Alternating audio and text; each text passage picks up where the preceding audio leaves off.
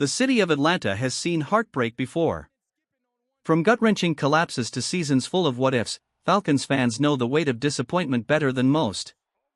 But this year, something feels different. Something feels dangerous. At the center of it all is a quarterback saga no one could have predicted. Imagine this, a $180 million veteran, once the face of another franchise's future, now standing quietly on the sideline, helmet in hand, clipboard tucked under his arm, watching a rookie take his place in the fire. That man is Kirk Cousins. And this Sunday, the story could flip on its head. Because redemption isn't handed out in the NFL, it's taken. Cousins may be moments away from the chance to rewrite everything: his contract, his reputation, even the direction of the Falcons season. The stage is Mercedes-Benz Stadium, the opponent a familiar ghost from his past, and the stakes? Nothing less than the future of Atlanta football. This isn't just a game. It's revenge. It's survival.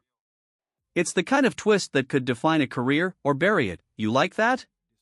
Those three words turned Kirk Cousins into a legend nearly a decade ago.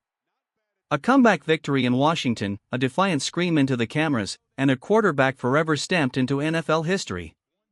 But legends don't live forever, not without redemption. And in Atlanta, the chance for the most poetic revenge of his career may be staring him right in the face. The cracks have already begun to show. Last week against Carolina, a game that should have been manageable turned into a nightmare. Michael Penix Jr., the rookie handpicked to be the future of this franchise, looked overwhelmed. 18 completions on 36 attempts, 2 costly interceptions, and an offense that couldn't even crack life support. By the time the clock mercifully ran out, the scoreboard mocked Atlanta with a 30-0 humiliation. Head coach Raheem Morris said the quiet part out loud with his actions. He pulled Penix. He put Cousins back in. Officially, it was just because of the blowout. But Falcons fans know better. That's not a mercy switch, that's the first tremor before an earthquake. And the numbers don't lie. Atlanta ranks second to last in offensive production across the entire NFL. Let that sink in. A roster loaded with playmakers. A veteran quarterback sitting in waiting. A fan base starving for relevance. And yet, the offense is broken. Now here's where the story turns cruel. The Falcons' next opponent? Washington. The same team that once entrusted its future to Cousins. The franchise that let him walk. The franchise that hasn't had consistent winning seasons since his departure. And now, years later, he sits on Atlanta's bench, one decision away from stepping onto that field and facing the ghost of his own past. This is more than just football. This is psychology. This is legacy.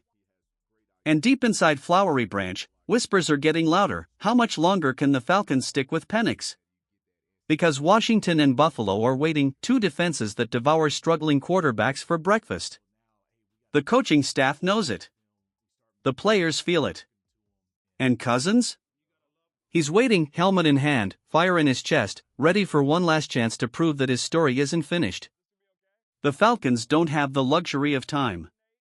Tampa Bay is undefeated. Every game in the NFC South feels like a playoff matchup, and every stumble could mean the difference between January football or another season of heartbreak. Vegas has Atlanta as a slight favorite against Washington, just 2.5 points. That's not confidence. That's hesitation. That's a warning. And yet, sitting on the sideline is a man who has earned over $400 million in his career, but who still feels like he has something left to prove. Kirk Cousins. A quarterback who signed in Atlanta with the promise of leading a championship charge, only to find himself demoted to the role of spectator. But what if Sunday changes everything? Imagine Raheem Morris walking over, placing a hand on Cousins' shoulder, and saying, "It's time."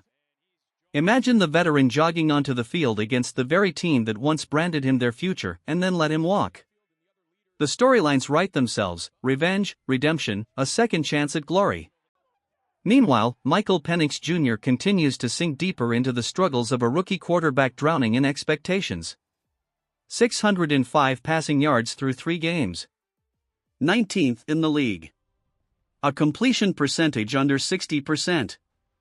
A quarterback rating ranked 28th out of 32. Those aren't just rookie mistakes, those are alarm bells.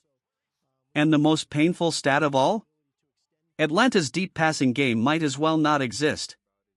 One completion on 17 attempts beyond 15 yards. 4%. In today's NFL, that's not just bad, it's catastrophic. But on the bench sits Cousins, a man who threw for over 4,000 yards last year before his Achilles gave out.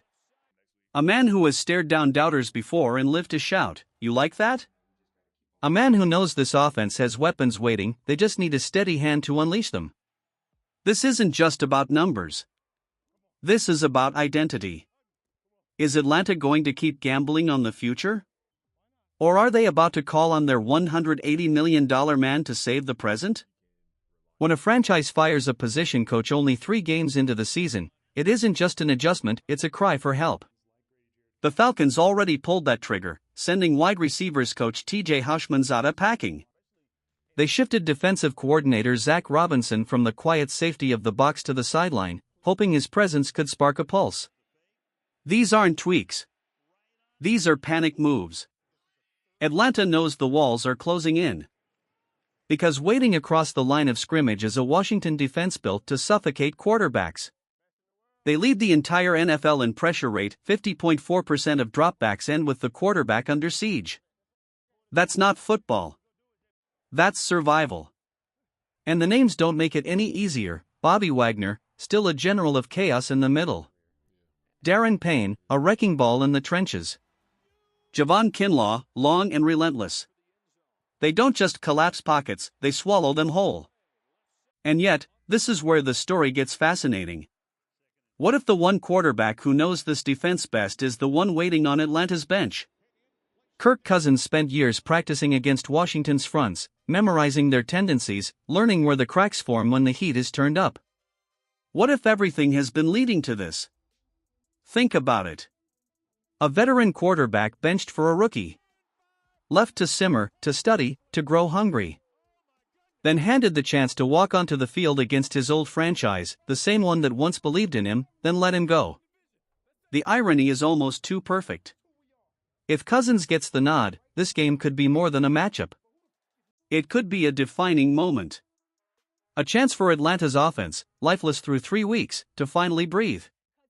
A chance for Cousins to carve out a "knew you like that" moment, not in burgundy and gold, but in red and black. But here's the truth, this could go 2 ways. Either the Falcons unleash a statement that shakes the NFC South to its core, or they write another painful chapter in a quarterback crisis no one wants to admit is growing. Destiny doesn't always knock twice. For Kirk Cousins, for the Falcons, and for a city desperate to believe again, Sunday might be the moment where everything changes.